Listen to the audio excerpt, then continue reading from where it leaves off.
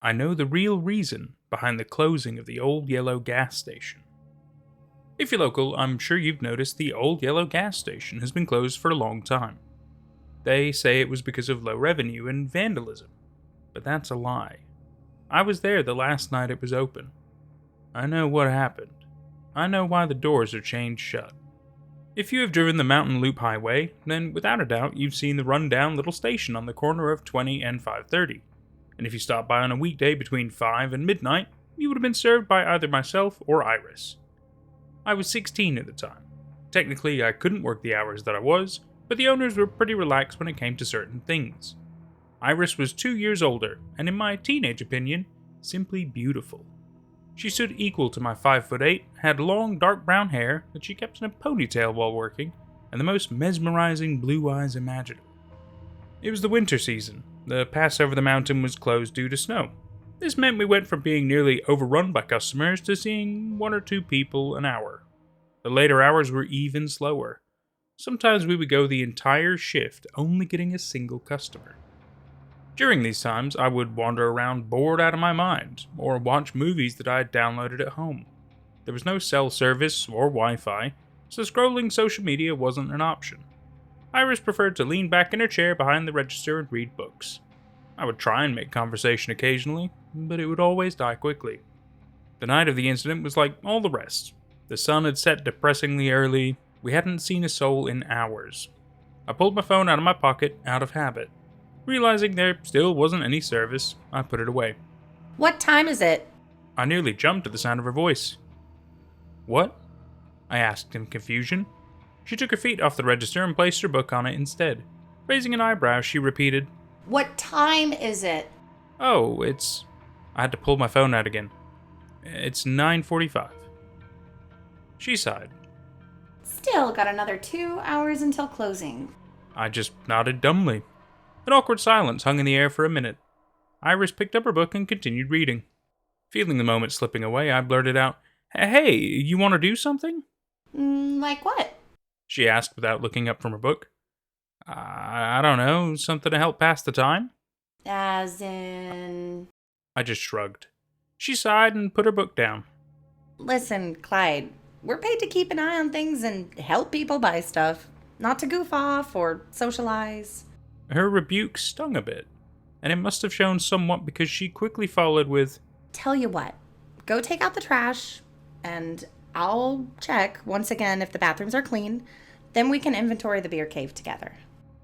I hated taking out the trash, but if it meant we could do something together afterwards, it was worth it. Carrying the large black bag over my shoulder, I used my free hand to fumble with the bolt on the rear door.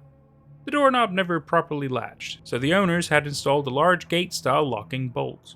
It usually required 2 hands, one to pull the door closer, and the other to rotate then slide the bolt back. Finally working it free, I pushed the heavy metal door open. In front of me stretched a gravel driveway that led to the highway. At the end of the driveway was a worn green dumpster. Iris hated taking the trash out for the same reason I did. At night there was a single light above the door. The rest of the walk was in near blackness. One night I had stupidly bragged about how I didn't mind taking the trash out, how I kind of liked the fresh air. From then on, Iris had let me take it out every night. Willing myself forward, I walked out into the all-absorbing darkness. I felt eyes on me. Despite knowing it was just my imagination, I couldn't hold back a shiver. I lifted the dumpster lid and swung the bag inside. The lid slammed shut, echoing through the night. I almost didn't notice the rustling bushes just off the path. I froze. The sound grew closer. I nearly screamed as a figure stood from the blackberry bushes, leaves and twigs sticking out of their hair and clothes. They took a step closer. I let out the breath I was holding. I knew that face. Jeez, Iris, you nearly scared me to death. Why are you in the bushes? She stared at me without blinking. Her eyes were completely void of emotion.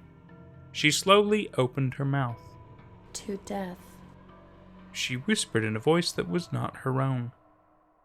Instinctively, I took a step back. She matched it with a step forward. Iris? She took another step closer. Iris? She whispered, despite her mouth being open too wide to be whispering anything. Fear coursed through my veins. Her enunciation was wrong. But even worse, it wasn't her voice. It was mine. My legs were beginning to shake. There was something wrong with her. Not only was it the way she sounded that freaked me out, but she looked incorrect. The color of her hair and skin was just a little off. Her dimensions weren't quite right. It hadn't been enough to notice at first, but the more I looked, the more off she felt. She spoke again, drawing closer with each word. Iris, to death. Iris, why to death? Iris. The words were flat and emotionless. Each time she spoke, she sounded more and more like me. A car happened to drive down the highway. Her right eye jerked to the side, watching it pass, as her left stayed focused on me. I snapped. I turned tail and sprinted for the building.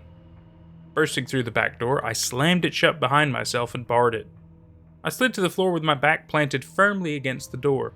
I waited for something to happen, but the only sound was my ragged breath. Regaining my composure, I started to doubt what I had just seen. I don't know how she did it, but Iris had pulled one hell of a prank. I started to get pissed off. She had made a total fool of me.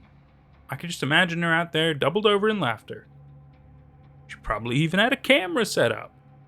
I stood up, ready to throw open the door and give her a piece of my mind, when I heard her in the main room.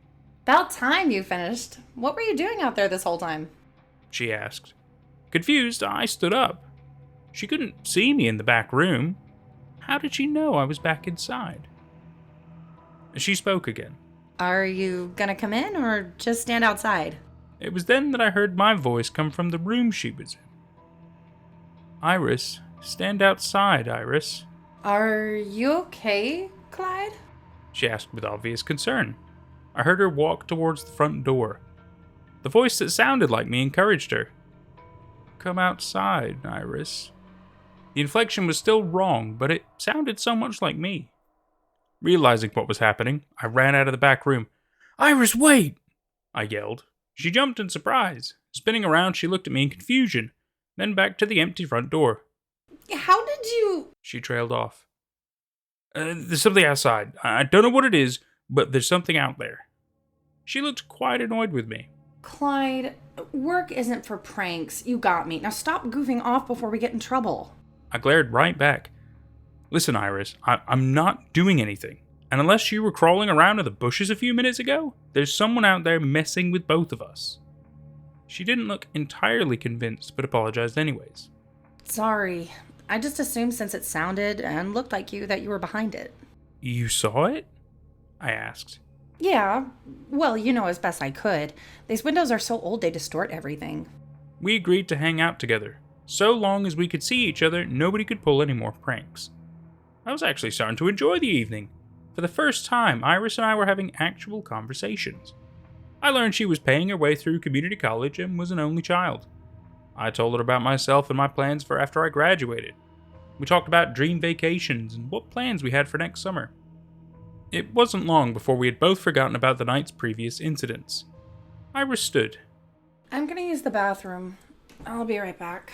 While she was gone, I went over to the soft drink fountain and filled up a cup. Iris walked behind the register. Picking up her book, she began to read. You want something? I asked, holding up my cup. Before she could reply, something metallic clattered in the back room. Iris jumped to her feet. We both looked at the door marked, Employees Only, with apprehension. Stay here, she commanded. Before I could protest, Iris ran through the door into the dark room. A panicked cry came from the dark. Clyde! Just as I was about to rush through the doorway, a toilet flushed. I froze. Behind me, the bathroom door opened and Iris walked out. I felt sick. In the darkness of the back room, I could make out a figure standing just a few feet away. Iris noticed something was up. What's wrong, Clyde? I didn't take my eyes off the figure in front of me. There's someone in the back room. She ran up to me. What? She demanded. Who? Looking through the doorway, she gasped. You better leave. We're calling the cops. She yelled. The figure stepped farther into the dark, disappearing from sight. To death, Iris, came my voice, followed by Iris's voice. Come here, Clyde. There was a pounding of footsteps as the figure charged us. I slammed the door shut just in time. An inhuman scream rang out as the creature slammed into the door. Iris and I held it closed as the door was assaulted over and over again. We didn't relax until we heard the back door slam shut. What the hell was that? Iris asked. I didn't know what to say. This was too much. Iris jumped to her feet.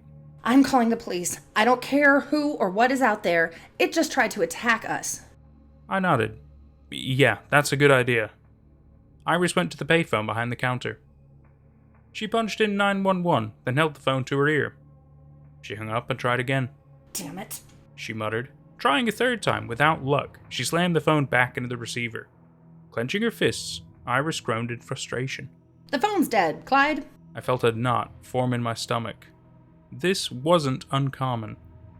The phone was just as often broken as it was working. But it was really bad timing. Now what? I asked stupidly. Iris threw her hands up. How should I know, Clyde? This isn't exactly in the employee handbook. She slumped down at her feet. Hey, Iris? Yes, Clyde? We don't have an employee handbook. A small smirk played across her lips. I know we don't, smartass. With the mood successfully lifted, we went back to our original plan. We would stick together until sunrise. Then we would drive to town and report what happened. That was until a tattered, soft-top Fox body Mustang pulled up to the pump. Oh, shit, muttered Iris. We both cautiously peeked out the window.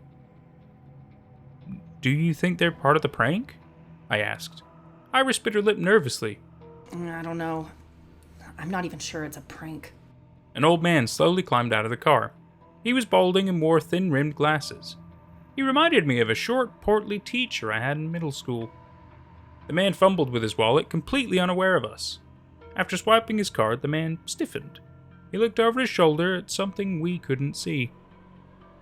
Iris's doppelganger came striding into the light.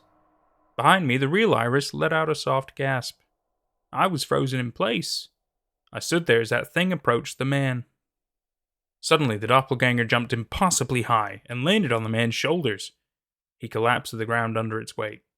Iris rushed from behind me to the automatic doors. Her movement snapped me out of my daze, and I chased after her. With the opening of the doors, we could hear the man yelling out in pain. The doppelganger had long black fingernails that it was using to try and gouge out the man's eyes. Before we'd even made it out the door, the second doppelganger rushed from the dark. It still looked like me, but more battered and dirty. It held a large rock above its head as it ran towards the man. Raising the rock higher, it brought it down on the man's skull. Iris turned and blocked my view, but I still heard the crunch. It sounded like a watermelon landing on a sidewalk from a great height. Iris shoved me back inside. Once the door closed, she locked them. I chanced to peek outside. The car stood abandoned in the yellow light. All that remained of its owner was a thick red puddle leading into the dark surrounding bushes. Iris looked at me with tear-filled eyes. Clyde, I don't know if we're getting out of here. I didn't know what to say. We just watched someone die. My thoughts were a mess. I hugged her. We stood there holding each other, scared to death. Iris angrily wiped her tears. Come on, Clyde. We need to lock this place down. We pulled down the security gate and locked it in place, hopefully sealing off the front door. Not that it would do much good if something really wanted to get in. The windows on either side of the door were plenty big enough for someone to crawl through. The back door was locked, but for good measure we pushed the baked goods display in front of it. We both froze at the sounds of footsteps above us. Iris covered her mouth to hold in a gasp. They're on the roof, she whisper-shouted. We both looked to the access hatch that led to the roof. It was locked, but how sturdy was it? My heart lurched and a scream slipped out of me. At the front window was my face, blackened and grinning with its eyes open far too wide. No, it wasn't black. From the nose down, the face was stained with blood. It had been feasting. Iris jumped when I screamed. Seeing the face, she turned me and pulled me into a hug. Wrapping her arms around my head, she pulled it against her chest, blocking out my view of the thing outside. Just don't look at it, she whispered. Don't acknowledge its existence. That didn't last. The creature wearing my image started tapping the glass. At first, lightly, but with each tap the force increased. Soon the old glass pane was flexing under the force. I looked up at Iris. I saw in her eyes that she knew as well as I that the glass wouldn't hold. The second creature dropped from above to join the first. Cracks began to appear. I was frozen in place, but Iris sprang into action. She managed to move the display, blocking the rear exit all by herself. The window shattered. The creature stood there, seemingly surprised by the sudden destruction. Iris came from the supply closet. In her hand was the broom we used to sweep the floors at the end of the shift. She snapped the head off, leaving a sharp point. Iris had a look to her. It was as if time itself slowed in respect. She took my numb hand and put her car keys in it. She shoved me towards the back door. I stumbled into the back room. I looked over my shoulder to see her charging across the store. Improvised spear held out in front of her. The creatures were coming through the window. Their faces twisted with hatred and hunger in their eyes. I made it out the back door. I made it to her car. I made it home that night. As soon as I had service, I called 911. I bawled my eyes out as I tried to tell the operator what happened. They heard enough. Someone had died at the gas station, and someone else was in danger. The next morning, the police came to my door. They cuffed me and drugged me out of the house. I spent hours getting brutally interrogated. Finally, I was able to go. From what I picked up, the officers arrived to the scene. The body of the Mustang owner was mostly consumed and laying next to the store. Inside, there was bloodied hand and footprints everywhere. Iris was nowhere to be found. If it wasn't for the fact that there was no DNA evidence pointing towards me, I probably would have taken the blame. We moved within a week. Despite the charges being dropped within 48 hours, the court of public opinion had determined I was guilty of murder. And probably worse when it came to Iris. It's been 7 years now since they closed that station. I drove past it yesterday. I had to take that route for my job. The windows are boarded up, and the blackberries have taken all over the building. And the blackberries have taken over half the building. But it didn't feel empty as I drove past. Thank you, Iris. You are braver than I could ever hope to be. I hope you could see what I did with my life and are proud. I miss you. I'll be taking the long way home. The extra 4 hours of driving is worth not having to go past that station again. And that was I Know the Real Reason Behind the Closing of the Old Yellow Gas Station by Hobo Sam 21C. Wonder if you're from like a universe like Rick and Morty style. So this is clearly a classic case of doppelgangers or body snatchers, something along those kind of lines, which I'm always really intrigued by those stories. They're definitely some of my potential favorites because it's this notion of there's something trying to not just mimic you, but basically take over your life, right? At least that's usually the situation with body snatchers and doppelgangers, but not always the case. Maybe it is just a crazed creature that looks and resembles a person, perhaps to blend in so that it can kill more easily, almost like a predator in a way, right? Not entirely sure what the ultimate goals would have been from this creature/creatures after they had potentially killed these kids at the gas station. Were they going to continue working at the gas station and maybe take victims every once in a while? Do they do they have to kill people? Do they feed on people? There's a whole lot of things that aren't fully answered in it, but that's okay because it's always good to have the good level of mystery behind stuff, as well. So I think it's really good. I enjoyed it. I thought the story was quite good. There was a lot of little moments that made you kind of think, oh, okay, which one am I dealing with? And poor Iris, really, at the end of the day. But great voice acting yet again by SpacePants, my girlfriend Jenny. She does a great job. Really pleased, really happy to see more stories coming out with her. And overall, I'm very pleased with that story. What do you think about doppelgangers and body snatchers and creatures that want to take over your life, or even just look like you? You know what I mean? What about like mirror monsters as well? That's also a similar kind of a concept, right? Except they usually pull you into the mirror so they can replace you, and then you're in the mirror. It's still yet again kind of crossing the similar boundaries. Really, really bizarre stuff. Give me your thoughts down below. I want to hear your opinions, your ideas. What else do you want to see? This has been Nate at Night. Thanks so much. We'll see you next time. Thank you so much to my YouTube members and Patreon members for all the love and support. It's thanks to people like you that we can keep growing.